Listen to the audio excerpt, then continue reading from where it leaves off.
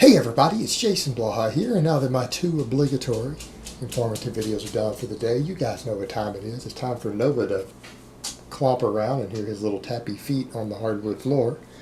And time for me to talk about current events in the online fitness community. So let me put on my +5 hat of weaponsmithing, work on skilled up my crafting a little bit, and let's talk about V-Shred.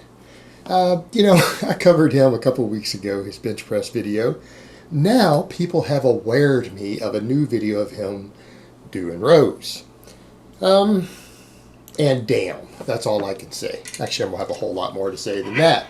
All right, it's kind of one of those things. You've got to wonder how guys like this get a following. Now, a bunch of people are going to say the same thing about me, and that's okay. But I'm going to make my point here. Very obvious when you guys see me squat 500 plus pounds or rep out 500 some change on the deadlift without a belt. I at least have some degree of strength, at least a little bit, right? Especially for an old man. I'm doing okay for a guy in my 40s on strength. I'm okay. I have a little bit of muscle. May not be the most aesthetic guy, might not be the most ripped guy. I have a lot of knowledge of training programming that I've shared with you guys for free. I don't charge you for it.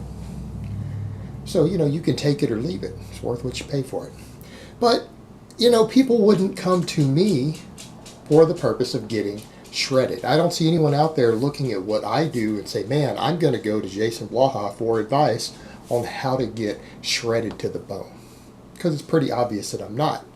It's not my wheelhouse. It's not really my area of expertise. I can help you guys lose weight. I've lost 100 pounds of fat before. You guys saw my updates. I got really sick, spent a year in bed, got really fat.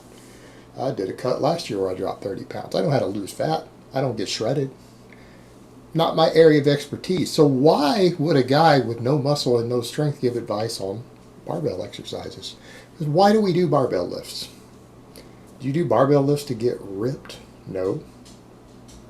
We do barbell exercises to gain muscle and gain strength, right? And in some cases gain some explosiveness and speed. That's why we do them.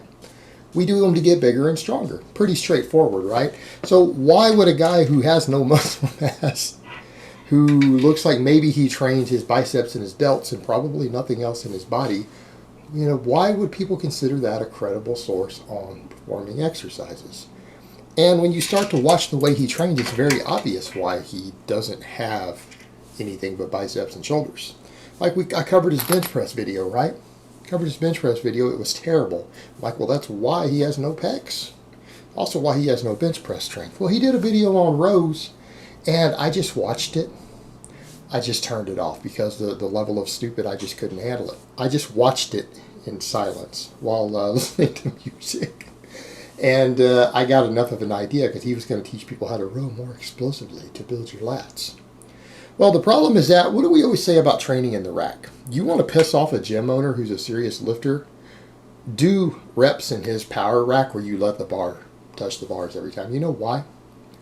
You wouldn't do that with your own bars, would you? You wouldn't do that with a rack that you worked and paid your hard-earned money for, because it destroys them.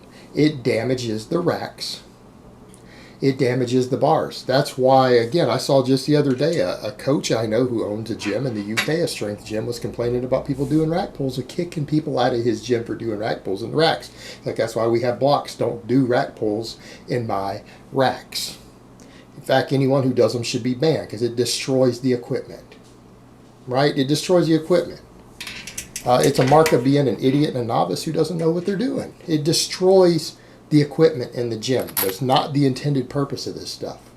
So the guy's over here doing rows in a power rack and hitting the bars on every rep. Now, besides the fact that that destroys the equipment, you guys see power lifters train that way? Seriously, even power lifters, when they're doing bench presses and stuff, when they want to control the range of motion to do a partial, and you guys know how I feel about that. I'm not big on that. Do they do it in a power rack and let steel hit steel? No, they don't. You ever wonder why? Do you ever wonder why they don't do that? Well, it also destroys your joints. You don't let metal hit metal over and over that you're holding on to, particularly with heavy weight. They use what's called a soft touch. They use boards. Why boards? Because boards are made of wood. It has give in it. It's a softer touch. It doesn't have that jarring of the joints. All right, same thing. If you do rows all the floor, we use bumper plates. Use bumper plates. Why? They're made of rubber. Doesn't beat you up as bad. Doesn't beat you up as bad. And you need to do it on rubber flooring. You don't drop it on concrete either. You don't take steel plates and drop them on concrete. Besides the fact it destroys the floor, it's bad for your joints. So he's over here beating his joints up, destroying equipment, and teaching this to an audience of 500,000 people.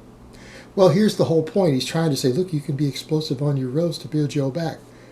That's why we have pen lay rows, guys. You don't need a rack for this. You just do them off the floor. I do pen lay rows. I demonstrate pen lay rows. You guys see me do them all the time. I do my work sets with 275 on pen lay rows. The difference, pen lay row, you row to the floor and pull to your chest. You can train it explosively. Fantastic lat builder. Fantastic bicep builder. Has good carryover to the deadlift. And you can control the range of motion. And that's one of the biggest problems with a lot of exercises is the inability to have a precise range of motion. It makes programming harder. So yeah, I mean, that's an explosive way to do rows. It's been done for a long time. It's very, very popular in strength circles. So not only do you not need a rack to do it, you just do them off the floor. Now the other problem with this is that it shows that just like on the bench press, V-Shred doesn't know basic biomechanics. Doesn't know biomechanics. Anyone see the problem with the angle? So he's going through all this trouble so that he doesn't have to do them off the floor so that you can do essentially like a pen lay row up at a high angle. Guys see the problem with that? What happens the higher the angle goes on a row? You work more or less latissimus dorsi. Work less. The higher your angle, the more your lats are not used, so it's the opposite of being used, and the more your trapezius take over. Now he's doing them up at a high angle. This is a trap exercise, not a lat exercise. I mean, when you think of the best lat exercises, what do you think of? You think of actually a vertical pull, don't you? A weighted chin up, a weighted pull up. Those are generally, if a person's really trying to maximize lat development, that's usually what they go to. Going the other direction. But yeah, the closer you can be to your body bent over to the floor, which is why pen lay rows work so well. Which you guys have got videos of me doing them. I've done plenty of them on camera.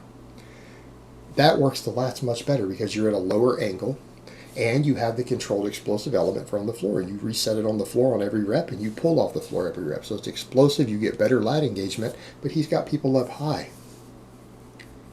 Then the guy wonders why he has no lat development. Turning it back into, again, a shoulder exercise. Everything this guy does is a shoulder and bicep exercise. I don't think he does anything else. That's why he has a little bit of shoulder, a little bit of bicep. He doesn't have a back. He doesn't have a chest.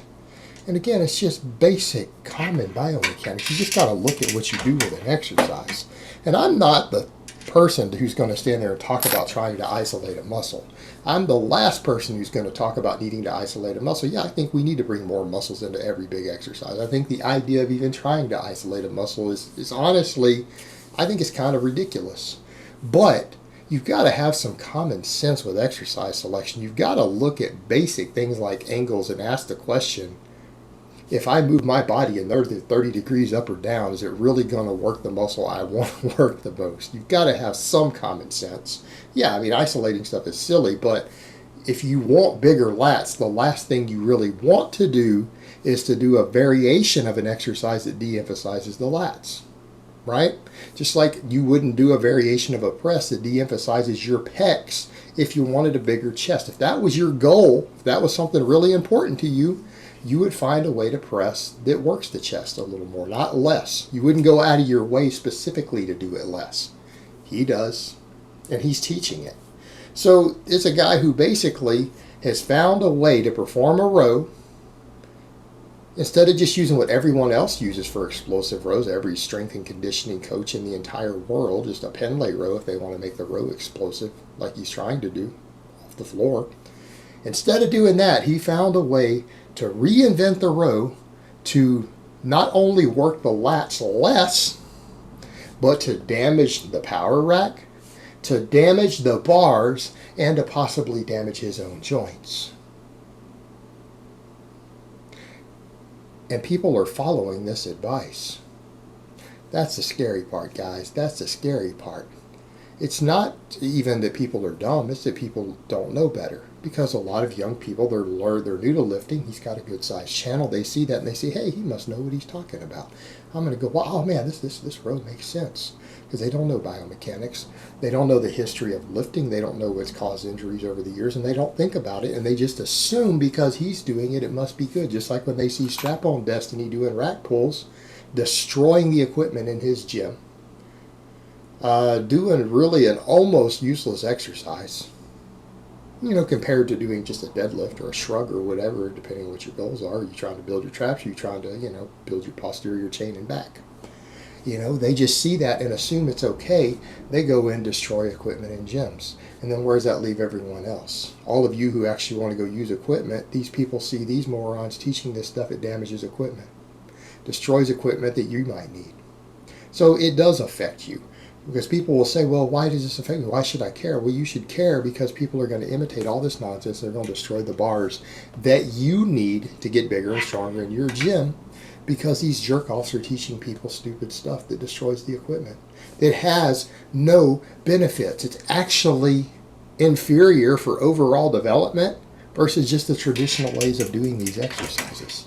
And there's nothing wrong with wanting to row explosively, but we don't need to reinvent the wheel for an explosive row off the floor. We already have the Pendlay row, and it works very, very, very well. It's used by power lifters, Olympic lifters, football players, everybody around the world. All right, already in extensive use. It's time proven it works. It achieves the same goal, but it works the lats better, and it doesn't destroy the equipment.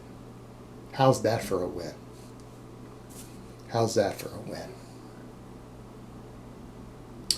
But again, I guess I'm going to have to keep calling this guy out. Every couple of weeks, this guy's going to do something that needs to be called out at this point, because he doesn't seem to know any better, doesn't know anything about training. Just giving really, really all-around bad advice. And that's the thing. We always got to remember, when we attack advice from people like this, we don't just say, oh, his just advice is bad. We need to understand why it's bad, right? We need to understand why, so that you can actually explain that to other people. Otherwise, you just sound like a hater. It's important to actually understand why the advice is bad. All right, guys, but that's really all I have to say on that today. I hope it's been informative, and I will talk to you guys next time.